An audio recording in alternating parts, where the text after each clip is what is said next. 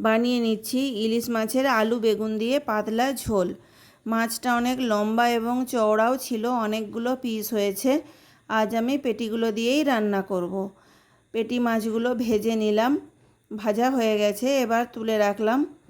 কড়াইয়ে দিয়ে দিলাম তেল, ফোড়ঙে দিলাম কালো জিরে, আর একসাথে আলু পেঁয়াজ আর কাঁচা লঙ্কা দিয়ে নেড়ে ঢাকা দিয়ে দিলাম। ঢাকা খুলে বেগুন দিয়ে দিলাম নুন আর হলুদ গুঁড়ো। ভালোভাবে নেড়ে ঢাকা দিয়ে দিলাম যাতে সবজিগুলো সেদ্ধ হয়ে যায়। আবার একবার ঢাকা খুলে ভালোভাবে নাড়লাম। হাফ ভাজা ভাজা হয়েছে এবং হাফটা সেদ্ধ হয়েছে। আবার একবার ঢাকা দিয়ে দিলাম। ঢাকা খুলে দেখলাম ভাজা ভাজা হয়ে গেছে। এরপরে জল দিয়ে দিলাম। জল দিয়ে তারপরে দিলাম হলুদ গুঁড়ো আর ভেজে রাখা মাছের পিসগুলো। জোর আঁচে একটুখানি ফুটতে দিলাম। ঝোল ভালোভাবে ফুটে গেলে আঁচ কমিয়ে খানিকক্ষণের জন্য ফুটতে দিলাম। ঝোল হয়ে গেছে।